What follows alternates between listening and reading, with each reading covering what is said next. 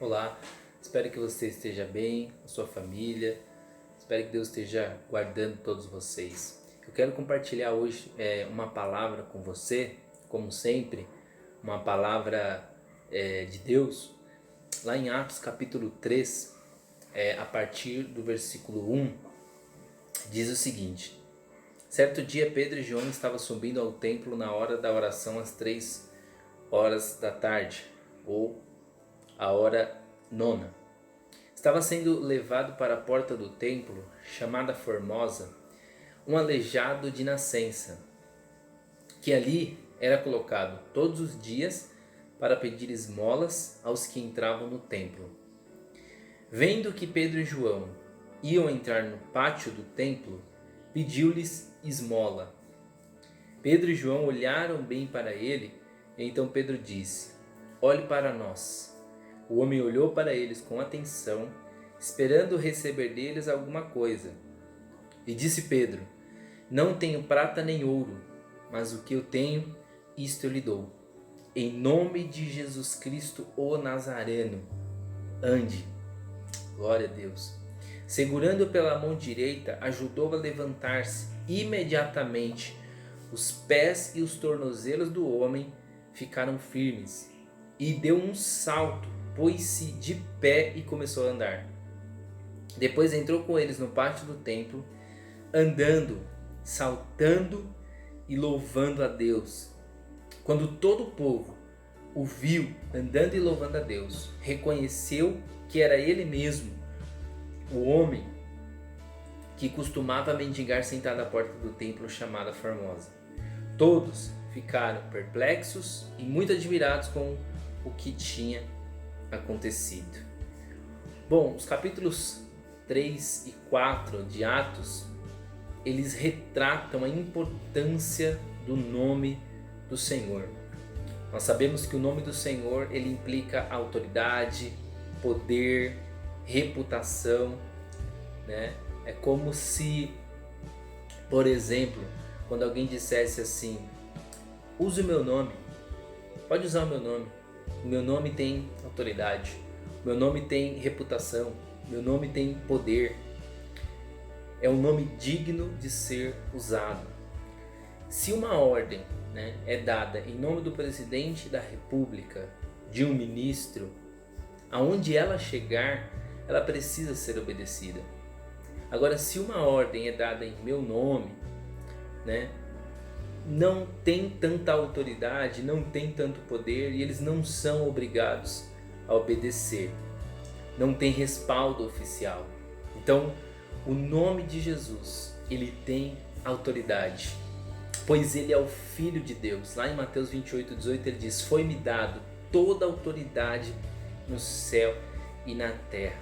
A Bíblia diz também em Filipenses, capítulo 2, a partir do verso 9, que o nome do Senhor está acima de todo nome, e todo joelho se dobrará diante dele. Então o nome de Jesus, ele implica autoridade, ele implica poder, reputação. Jesus, ele merece nossa adoração, a nossa obediência. Na própria lei dizia que eles não poderiam usar o nome de Deus em vão, porque é um nome que tem poder, é um nome que tem autoridade. Então, Jesus, ele deu para os discípulos o seu nome, dizendo: usem o meu nome, peçam em meu nome, façam em meu nome, expulsem demônios em meu nome, curem em meu nome. Então, ele deu o seu nome como símbolo de autoridade para nós usarmos. Então, os capítulos 3 e 4, ele vai retratar os discípulos colocando em prática aquilo que eles tinham recebido do Senhor, que era o nome de Jesus. E o nome de Jesus é poderoso, o nome de Jesus é maravilhoso. Tudo que acontece, seja um milagre, seja uma cura, seja a expulsão de um demônio, é tudo no nome de Jesus. Os sinais seguirão aqueles que creem em Jesus, que usam o nome de Jesus. Não é no nosso nome, não é no nosso poder, nem na nossa autoridade, mas na autoridade que está sobre esse nome. É a autoridade que está no nome de Jesus. Por isso que você deve usar com autoridade o nome de Jesus, porque esse nome tem poder. É interessante ler esse texto que os cristãos eles estavam ligados, né, ao templo. E não só ligados ao templo, mas eles tinham tradicionalmente os horários, né, para a oração. Isso é muito importante. Tem um horário para orar, tem um horário para falar com Deus. Pedro e João, eles são vistos em várias partes nas Escrituras. Eles eram donos, né, ou sócios da pescaria. A Bíblia vai dizer lá em Lucas, eles também prepararam a última Páscoa para Jesus e participaram com Jesus. Foram eles que correram ao sepulcro no domingo de manhã, quando eles ficaram sabendo, né, através das mulheres, que Jesus tinha ressuscitado. A Bíblia diz que eles ministram também a palavra aos samaritanos, lá em Atos capítulo 8. Então eles andavam muito juntos, muito próximos. É importante nós andarmos com pessoas, né, que edificam a nossa vida, né? É importante nós andarmos com pessoas que são de Deus, que têm uma boa palavra, bons conselhos, né? Pessoas que agregam valor para nós. E eles viviam ali na plenitude do Espírito. Em Atos capítulo 2, o Espírito desce, né, sobre eles, e eles passam a ter amor, eles passam a ter poder, né, autoridade. Como Jesus tinha dito para eles: recebereis poder ao descer sobre vós o Espírito, e sereis minhas testemunhas. Atos 1:9. E eles estavam cheios do Espírito Santo, né? Os discípulos, quando recebem o Espírito Santo, eles deixam de competir quem é maior, eles deixam de competir por grandeza, porque até então, antes de receber o Espírito Santo, eles estavam preocupados em saber quem era o maior. Lá em João 13, né, eles estão discutindo para saber quem é o maior. Jesus vai lá, né, pega uma toalha e lava os pés deles. Então, antes de receber o Espírito, eles estavam lá disputando e querendo saber quem era o maior. Mas quando o Espírito desce sobre eles, eles deixam, né, de competir por grandeza, eles passam a trabalhar juntos. Quando o Espírito de Deus está no ambiente, está no lugar, ali não há competição, ali não há divisão, muito pelo contrário, há união. A Bíblia diz em Salmo 133, ó quão bom e quão suave é que os irmãos vivam em união. Então, aonde o Espírito habita, ali há união, ali não há briga, ali não há competição, mas ali há trabalhos que são feitos de forma conjunta para o bem da igreja, para o bem do povo de Deus. Então, os discípulos deixaram de competir, porque o Espírito Santo estava dentro deles. Nós não devemos querer ser melhor, maior que ninguém. O Espírito Santo de Deus está dentro de nós, e o maior é Jesus, o maior é Deus. Toda a honra, toda a glória seja dada ao Senhor. É a Ele que nós vamos ter que prestar contas, é a Ele que nós vamos lançar as nossas coroas, é aos pés dEle que nós devemos toda a nossa vida. Ele é o dono de todas as coisas, dono do nosso ser, dono de tudo. Então os discípulos param de brigar por grandeza, porque eles estão cheios do Espírito. E aquele que está cheio do Espírito, ele não fica brigando para saber quem é melhor, quem é o maior, não. Que aquele que tem o Espírito Santo, ele está para servir. Então o fato de Pedro, né, notar aquele mendigo que era coxo, né, a Bíblia diz, é interessante, porque sem dúvida nenhuma não havia só aquele coxo mendigando na porta do templo. Eu tenho dentro de mim, e alguns comentaristas da Bíblia dizem que tinham milhares de pessoas, de mendigos, de pessoas aglomeradas no templo para pedir esmola às pessoas que entravam. Então ali era uma forma de inúmeros deles, né, receberem algum trocado, algum dinheiro, e o Senhor, né, direcionou, o Espírito Santo direcionou justamente para que Pedro curasse aquele coxo que estava na porta formosa. Não era o que estava em outra porta, em outro lugar, não, era aquele que estava junto à porta formosa. Olha como o Espírito Santo, né, estava evidente na vida deles, porque ele escolheu justamente aquele que estava junto à porta formosa. Deus, ele tem as suas maneiras, suas formas de trabalhar, e às vezes é aquela coisa de você estar na hora certa e no lugar certo. Nós não estamos podendo ter cultos, mas assim que tiver a oportunidade de ter cultos, vá para a igreja, né? Porque é naquele lugar em que Deus tem algo para tratar com você. Aquele homem, ele não estava dentro do templo, mas ele estava ali próximo, estava na porta, e Deus tinha algo a tratar com ele. Então existem coisas na nossa vida que Deus vai fazer na hora e no lugar certo. Então a prática de dar esmolas também era uma coisa importante, principalmente para os judeus, porque existia, né, uma cercania de pessoas no templo que estavam ali pedindo mesmo esmolas, pedindo dinheiro, chamados, né, os pobres que estavam ali pedindo uma ajuda. Então os cristãos, a Bíblia vai dizer lá em Atos, que eles não tinham riquezas, ninguém tinha mais riqueza que o outro. Por quê? Porque eles vendiam as suas propriedades e entregavam o dinheiro aos pés dos apóstolos, e eles distribuíam conforme a necessidade de cada um. Então nós vemos que os apóstolos não tinham dinheiro para dar, porque o que eles tinham eles distribuíam, eles ajudavam. E a maior necessidade daquele homem não era financeira, a maior necessidade daquele homem era espiritual.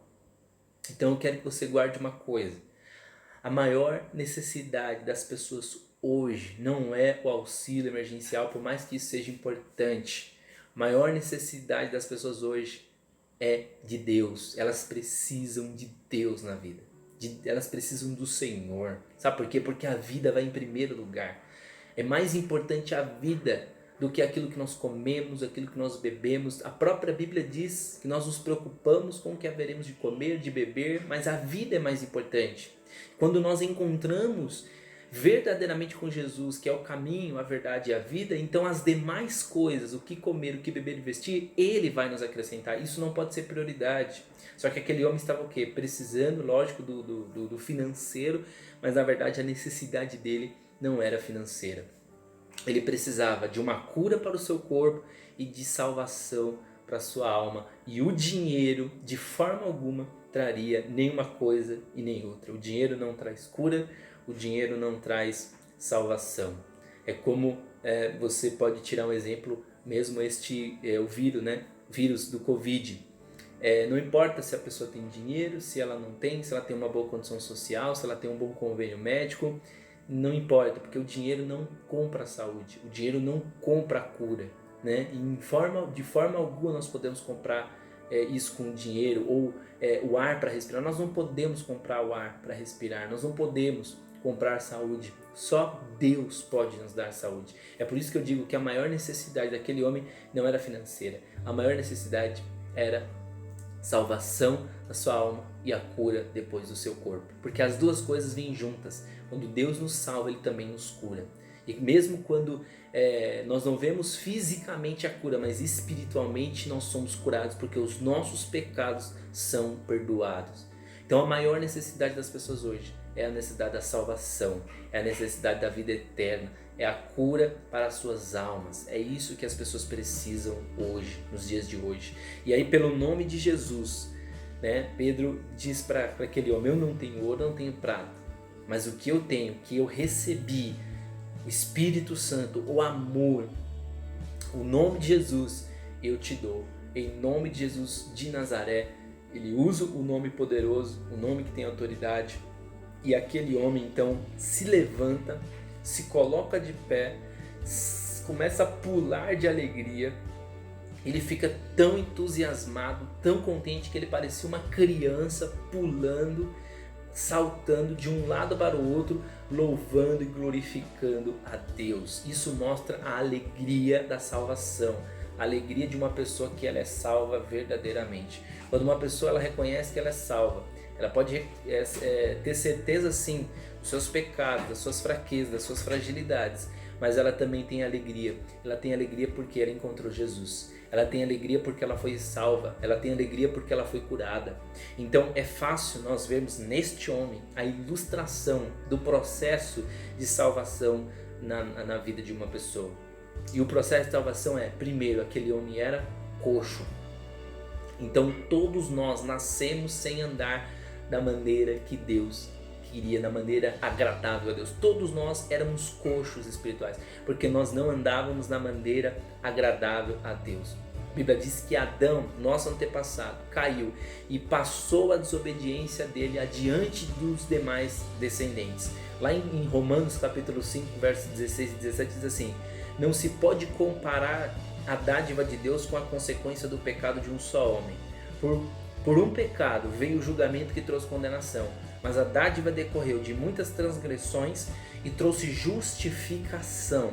Se pela transgressão de um só a morte reinou por meio dele, muito mais aqueles que recebem de Deus a imensa provisão da graça e a dádiva da justiça reinarão em vida por meio de um único homem, Jesus Cristo.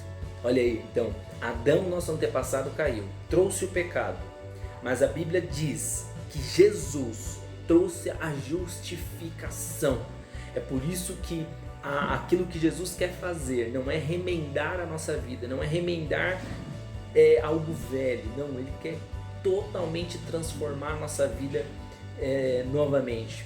Aquele que está em Cristo, ele é nova criatura, tudo velho já passou e eis que tudo se fez novo. Só que muitos querem viver apenas um remendo, muitos querem viver uma vida cristã em parte. Não, nós não podemos viver a vida cristã em partes, nós não podemos remendar nossa vida e uma parte nós cremos na graça e uma outra parte nossa justificação. Não, nós temos que nos vestir do novo, da nova roupa.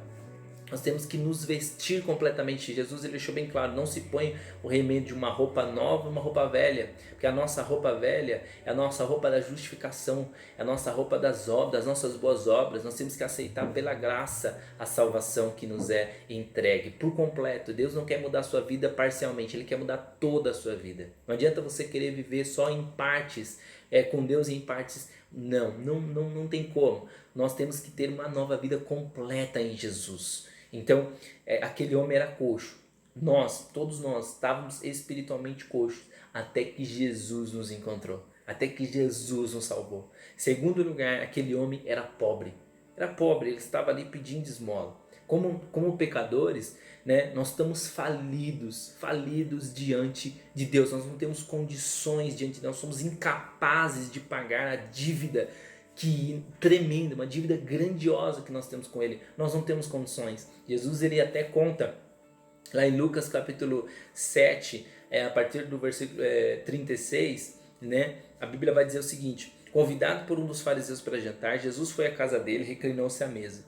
Ao saber que Jesus estava comendo na casa do fariseu, certa mulher daquela cidade, uma pecadora, a Bíblia deixa bem claro, trouxe um frasco de alabastro com perfume e colocou atrás de Jesus aos seus pés. Se colocou atrás de Jesus aos seus pés. Chorando, ela começou a molhar-lhe os pés com as lágrimas, depois enxugou com os cabelos, beijou e ungiu com perfume. Ao ver isso, o fariseu que havia convidado disse a si mesmo: se este homem fosse profeta, saberia quem nele está tocando e que tipo de mulher ela é, uma pecadora. Então Jesus disse: Simão, tenho algo a dizer a você. Dize, mestre. 2 homens deviam um certo credor. Um lhe devia 500 denários e o outro 50. Nenhum dos dois tinha condições de pagar, por isso perdoou a dívida de ambos. Qual deles amará mais? Simão respondeu: suponho que aquele a quem foi perdoado uma dívida maior. Você julgou bem, disse Jesus. Em seguida virou-se para a mulher e disse a Simão: vê esta mulher? Entrei em sua casa, mas você não me deu água para lavar os pés. Ela, porém, molhou seus pés com as lágrimas e enxugou com seus cabelos. Você não me saudou com um beijo, mas essa mulher, desde que entrei, não parou de beijar os meus pés. Você não ungiu a minha cabeça com óleo, mas ela derramou perfume nos meus pés. Portanto, eu digo que os muitos pecados dela foram perdoados. Ela tinha uma dívida que ela não podia pagar, mas ela foi perdoada, pois ela amou muito. Mas aquele a quem pouco foi perdoado, pouco ama. Então Jesus disse a ela: seus pecados estão perdoados. Meu Deus. E os outros convidados começaram a perguntar: quem é este que até perdoa pecados?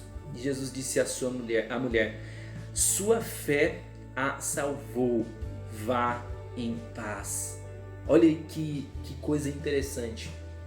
Jesus deixa bem claro que nenhum dos dois tinha condições de pagar a dívida. Assim somos nós diante de Deus. Nós não temos nenhuma condição de pagar a dívida de pecado que nós temos com Deus. Nós não temos nenhuma. A única maneira é o perdão. É o perdão da dívida. E o preço, na verdade, foi pago.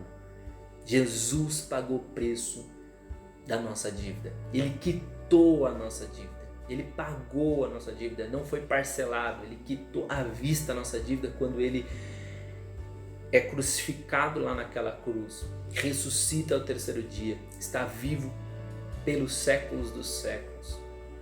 Então a nossa dívida foi paga. Eu não tenho condições, você não tem condições, mas Jesus pagou a dívida por você. Isso é poderoso, irmão. Isso é maravilhoso. Jesus pagou a dívida nossa, que era altíssima, que nós não tínhamos condições de pagar. Nós somos pobres, mas a Bíblia diz e deixa bem claro: bem-aventurados são os pobres, porque deles é o reino dos céus. Bem-aventurados os pobres de espírito, que se esvazia das riquezas desta terra, que se esvazia do seu eu, da sua justificação e aceita a justificação de Cristo em sua vida. Isso é poderoso. Aquele homem também, em terceiro lugar, além de ser coxo, de ser pobre, ele também estava o quê? Fora do templo. A Bíblia deixa bem claro que ele não estava dentro do templo, ele estava fora, né? Ele estava perto do templo. Por mais perto da porta que fiquem, né? Por mais perto de Deus que nós estamos, muitos de nós, quando estávamos ainda vivendo no pecado, nós estávamos longe de Deus, longe do Senhor. A Bíblia fala que o homem foi curado totalmente pela graça de Deus, totalmente pela misericórdia e graça de Deus. A cura foi imediata, antes que aquele homem começa a andar. A Bíblia diz em Efésios 2, 8 e 9, você conhece muito bem: pois vocês são salvos pela graça, por meio da fé. E isso não vem de vocês, é um dom de Deus, não de obras, para que ninguém se glorie. Nós, quando vivíamos no pecado, estávamos longe de Deus, afastados de Deus, porque os nossos pecados, Isaías diz, fazem separação entre nós e o nosso Deus. Então nós nos distanciamos, por mais perto que pareçam estar, muitos estão longe de Deus. Mas a salvação é pela graça, a salvação é um dom de Deus, não é de obras, isso não vem de nós, não vem de nenhuma obra nossa. Nós não somos salvos porque somos bons, porque oramos, porque jejuamos, não. Nós somos salvos por causa da graça de Deus. Mas por que é isso? Por que nós somos salvos pela graça? Não por obras, para que ninguém chegue diante de Deus se gloriando, se achando melhor do que o outro. Não, ninguém é melhor do que ninguém. Todos nós estamos necessitados da salvação. Não importa quem seja, não importa quem seja. E Deus prova o que ele havia feito. Deus prova a salvação. Deus ele consegue mostrar a salvação através do quê? Através das obras. Nós não somos salvos por causa das obras, mas quando somos salvos, então aí, a partir daí, as obras de salvação são evidenciadas na nossa vida. Aquele homem deu um salto, se pôs de pé, começou a andar saltando e louvando a Deus. Por quê? Porque a salvação é uma alegria que entra dentro dos nossos corações. A salvação é algo que nos leva a servir a Deus. Não que as nossas obras nos justifiquem, mas quando nós realmente aceitamos o Senhor Jesus, quando nós realmente reconhecemos quem nós somos e recebemos a salvação, nossos pecados são perdoados, então nós começamos a ter obras que evidenciam a nossa salvação. Nós passamos a viver de maneira diferente, a falar de maneira diferente, se vestir de maneira diferente, porque a partir daí a salvação ela entra na nossa vida e traz alegria. Salvação entra na nossa vida e muda totalmente a nossa vida. Aquele homem não precisava de ajuda financeira, porque a vida é mais importante.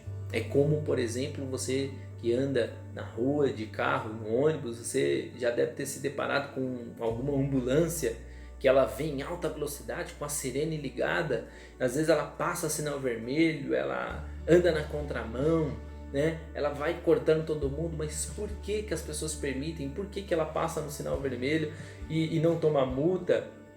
Por quê? Porque a vida é mais importante do que qualquer outra coisa. A vida é prioridade. A vida é prioridade. Assim também Deus trata a nossa vida como prioridade. A vida do ser humano é prioridade. Nós temos que zelar, cuidar, celebrar a vida, porque a vida é o dom de Deus, é um dom precioso. Nós temos que saber aproveitar a nossa vida. A vida é muito, mas muito boa, muito importante. Nós temos que valorizar, porque a vida vem em primeiro lugar. Mas e o que comer, como aquele homem precisava? E o que beber? E a ajuda financeira? Isso vem depois. As pessoas precisam de auxílio, as pessoas precisam sim de ajuda financeira, mas antes disso as pessoas precisam de Jesus. E se você ainda não recebeu Jesus, se você ainda não tem Jesus, eu quero convidar você a aceitá-lo, a recebê-lo aonde você estiver, porque Ele está disposto a salvar a sua alma, Ele está disposto a curar o seu corpo. Jesus é aquele que morreu na cruz para nos salvar. Diante dele, todos nós, sem exceção, somos pecadores, temos uma dívida enorme, mas Jesus pagou a nossa dívida lá naquela cruz. Jesus pagou dívida naquela cruz. A Bíblia diz lá em Romanos que o salário do pecado é a morte, mas o dom gratuito de Deus é a vida eterna em Cristo Jesus. E isso é algo que só vem do Senhor, não é do homem, não vem de nós. Por isso, se você ainda não aceitou Jesus, se você ainda não tomou essa decisão, quero que você tome essa decisão de aceitá-lo como seu único suficiente Salvador. É Ele que tem poder para te salvar, para te curar. Se você tem alguma enfermidade, seja ela qual for, Jesus ele tem a cura para você. Mas antes dele te curar, ele também quer perdoar os seus pecados, ele quer curar a sua alma, ele quer perdoar os seus pecados. Então eu quero orar com você neste momento. Se você me permite, feche os seus olhos que nós vamos orar. Amém? Senhor nosso Deus e Pai, eu quero orar neste momento, Pai. Eu oro por cada pessoa, Pai, que está assistindo este vídeo.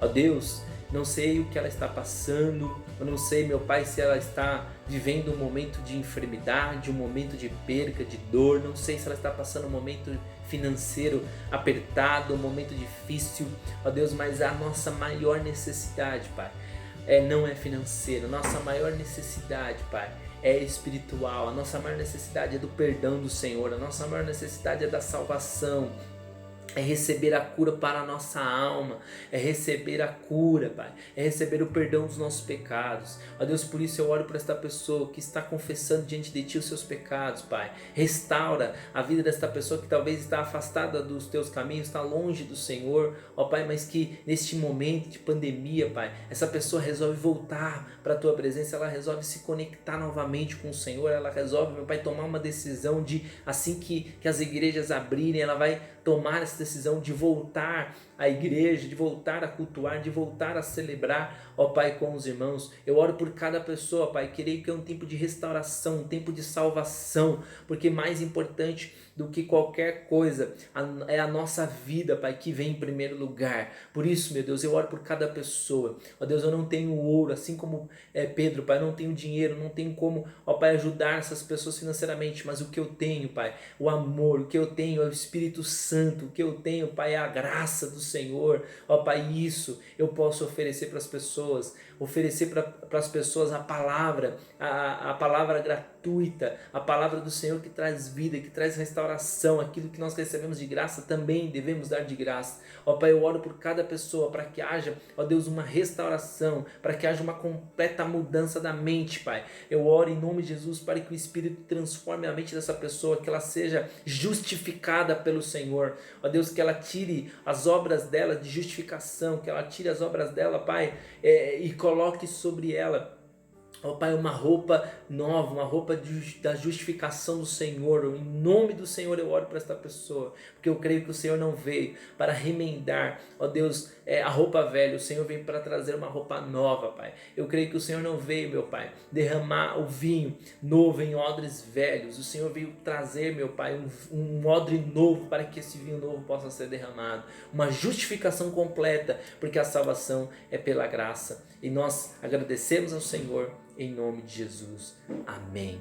Que Deus te abençoe grandiosamente. Fica firme com o Senhor. Amém? Pois a palavra de Deus diz: aquele que há de vir virá e não tardará. Se você ainda não é inscrito, se inscreva no canal, curta esse vídeo, compartilhe e que Deus abençoe você, sua casa, da sua família, em nome de Jesus.